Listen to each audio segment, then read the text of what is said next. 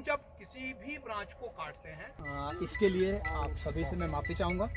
जानबूझ करके लेट नहीं किया है। वहाँ से बटोत में भी हमारे दो लगभग 9:30 बजे हम वहाँ से फ्री हुए, खाना वाना खाकर। इस सीज़न इस बार आप लोगों का अच्छा हुआ ही है हिमाचल वालों से, और ऐसा भी तो आज हम अगर प्रूनिंग सीख करके हैं वो आज जो है सारे ख़त्म हो जाने चाहिए।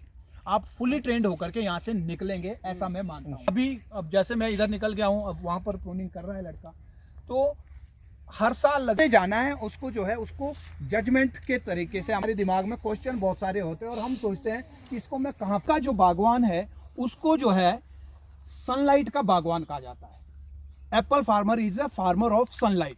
की क्वालिटी और क्वांटिटी दोनों चीज़ें जो है वो सनलाइट से बनती है, क्योंकि पौधे का जो भोजन है वो सनलाइट से ही बनता है। लेकिन दुर्भाग्य की बात यह है कि हमारा जो किसान बाग मिट्टी में कई सारी चीज़ें ऐड करने, फसल ज़्यादा लाने के लिए वो काम नहीं करेगा। ज़्यादा ये हो सकता है उस वजह से हो, ऐसा भी हो सकता है। लेकिन बहुत सारे बगीचों में हम जब देखते हैं, हमारे यहाँ पर भी नहीं करते, इस वजह से धूप कम आती है तब करता है। वो सफाई का ही है। वो कर रहे हैं कि सनलाइट ही अंदर नहीं जा रही है, फंगस को पनपने के लिए 100% हो जाती है। अब ये जो है इसमें सप्लीमेंट्री ब्रांचेस बहुत है जो कि इफ़ेक्ट करता है, जो कि बात आपके हम उसके साथ इत्तेफाक करते हैं कि वो असली फ्रूट पर ये असर डालता नहीं जाता। ये तो हम मान भी गए बिल्कुल, लेकिन ऐसी सिचुएशन में दवाइयाँ जो है 6 गुना बढ़ गई। वो बड़ा कोई लेगी उस पे और एक उदाहरण दे पुराने वो दवाई चोरी वोरी सन कटाई करेंगे। वो इस वक्त है हमारे पास। पीछे लाना है, लगभग 1 इंच तक मैं कट मार सकता हूँ। तो मैं अभी हम जो है आगे बढ़ेंगे। आप देख सकते हैं जो ब्रांच में नीचे गिरा रहा हूँ ना काट के,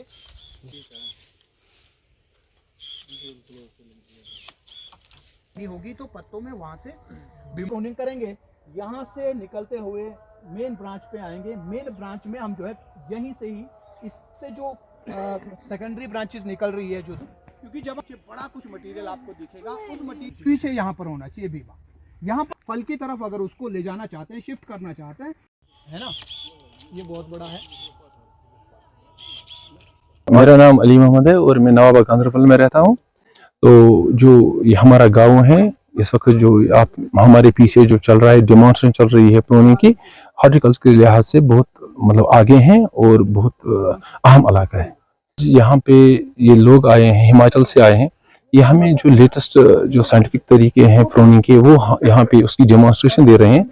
जो हमारे इस गांव के लोग हैं जो इसके साथ वाबस्ता है, ऑलमोस्ट 100% लोग जो पॉपुलेशन है हमारे गांव की इसके साथ वाबस्ता है, वो यहाँ पे आए हैं। वो इसमें दिलचस्पी दिखा रहे हैं कि जो ये तरीका ये बता रहे हैं, ये हमारे मतलब जो इस वक्त चल रहा है पिछले 1-2 साल से, जिसका हम यहाँ पे मतलब बाहर से सुन रहे हैं, टीवी पे सुन रहे हैं या रेडियो से सुन रहे हैं, जो एक्सपर्ट्स आ रहे थे, तो आज यहाँ पे हमारे बागात में आ गए हैं, हमारे बीच ये इसका डेमोन्स्ट्रेशन दे रहे हैं और समझा रहे हैं। तो हमने देखा है पिछले 1-2 साल से हमने जब किया है, रिमोटली हमने जब सुना है, तो उससे थोड़ा प्रोडक्टिविटी ज़्यादा बढ़ गई है और जो हमारे प्लांट्स है वो डिसीज फ्री रहे हैं और एप्पल की क्वालिटी भी बढ़ी है। इस साल माशाल्लाह अल्लाह का शुक्र है कि बहुत अच्छी रेट रही है। तो इसकी भी एक वजह है कि यहाँ पे जो ये हमने इसको अच्छे से लिया है, सीरियसली लिया है।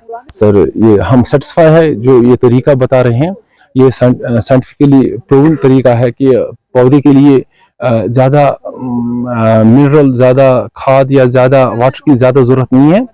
पौधे के लिए सबसे ज़्यादा जो ज़रूरत है वो सनशाइन की ज़रूरत है, जो इसका हवा का चलना वो ज़रूरत है। हम ज़्यादा इसमें ब्रांचेस नहीं बढ़ाने चाह रहे, क्योंकि 2 किस्म की ब्रांचेस होती हैं। एक है जो वेजिटेटिव ग्रोथ जिसकी हो रही है, दूसरा होता है रिप्रोडक्टिव जिसमें फ्रूट लगे हैं। तो वो कह रहे हैं कि कौन सी काटनी है, कौन सी रखनी है, और प्लांट को स्पेस देनी है, प्लांट को सनशाइन पहुंचनी चाहिए। क्योंकि आपको पता है सनशाइन से एक तो फोटोसिंथेसिस होती है, उसमें कार्बोहाइड्रेट का बनना होता है, दूसरा कि उससे जो बहुत सारी ऐसी बीमारियां हैं, फंगस है, वो चला जाता है। तो ये अच्छा तरीका कि पौधे को हम हमेशा सनशाइन सूखने के लिए नहीं रखेंगे, तो सालों साल रखना है खेत में। तो इसके लिए अच्छा है कि हम उसको बेस्ट फ्लोनिंग करें। एक तो क्वालिटी भी बढ़ेगी, प्रोडक्टिविटी भी बढ़ेगी, प्लांट का जो हेल्थ है वो भी अच्छा रहेगा, और जो बीमारियां हैं उनसे भी हमको अच्छे से निजात मिलेगा। मैं गुलाम मोहम्मद लोन यहाँ बटविना में रहता हूँ। बेसिकली हमारा जो एसएम एग्रो कोऑपरेटिव लिमिटेड है, ये इस इलाके की एक वाहिद मंजूर शुदा ऐसी जो एग्रो बेस्ड के हवाले से लोगों के लिए काम करती है।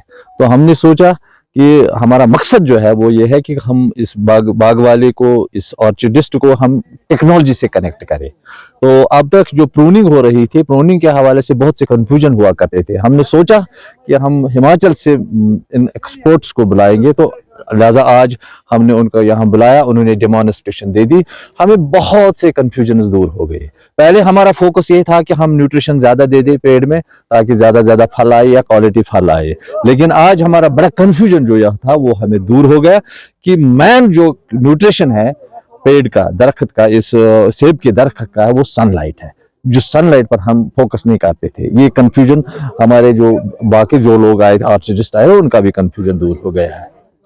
हमारी जो कोऑपरेटिव सोसाइटी यहाँ चल रही है उसका जो हम हर हवाले से खाद कैसे हो, किस तरह किस वक्त लगानी है, दवाई कैसे देनी है, या अपने माल को कैसे मार्केट करना है, इन सारे चीज़ों पर हमारे ये this is set of our objectives. तो हमारा मकसद जो है वो इस ग्रोवर को है जो ऑर्चिडिस्ट है, क्योंकि ये जो हॉर्टिकल्चर है this is backbone of our prosperity. बहुत ज्यादा मतलब हम इमेजिन नहीं कर सकते थे। मैंने कहा ना कि सबसे बड़ा कंफ्यूजन जो हमारा था वो था कि हम न्यूट्रिशन से हम पौधे को दे रहे हैं खाद वगैरह, लेकिन आज हमारा कंफ्यूजन दूर हो गया कि असली जो न्यूट्रिशन है इस फलदार पेड़ का वो तो सनलाइट है और फ्री फ्लो ऑफ एयर जो है।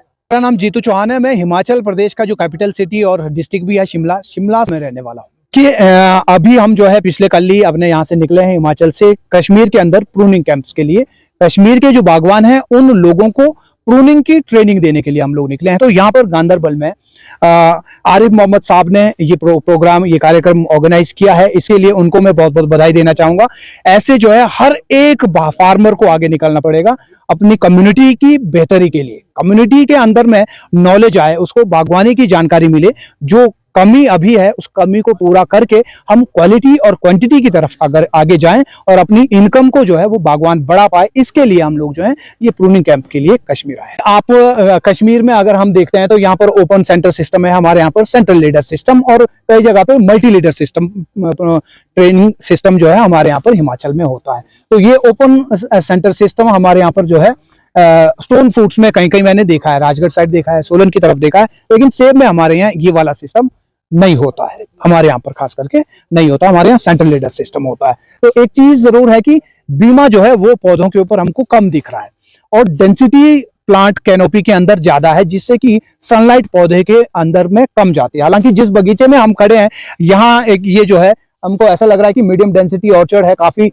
बीच में काफी खाली जगह है, खूब डिस्टेंस जो है पेड़ों के बीच में है, तो ऐसा है। लेकिन जैसे मैं पुलवामा की तरफ में गया था तो वहां बिल्कुल अंधेरे बगीचे हैं, दिन में अंदर जाने में जो है डर लग जाए इस तरह का। तो ये प्रूनिंग सिस्टम हमको सुधारना पड़ेगा, क्योंकि सेब का जो बागवान है उसको सनलाइट का बागवान माना जाता है। Apple farmer is the farmer of sunlight, not soil, not whether, not season, सिर्फ सनलाइट का है। तो सनलाइट को हमको जो है दोहन करना पड़ेगा, उसका यूज हमको करना आना चाहिए। कश्मीर का जो सेब मैंने टेस्ट किया है उसके अंदर मिठास जो है ज्यादा होती है।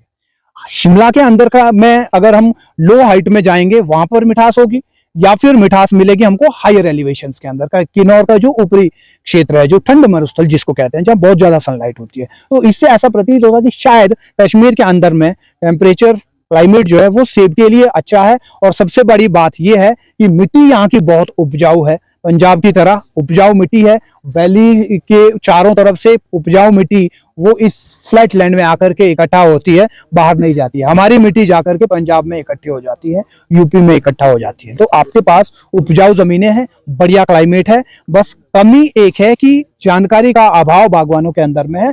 सीरियसली बागवानी को करने की जरूरत है, प्रोफेशनली बागवानी को करने की जरूरत है, नॉलेज के साथ आगे बढ़ने की जरूरत है।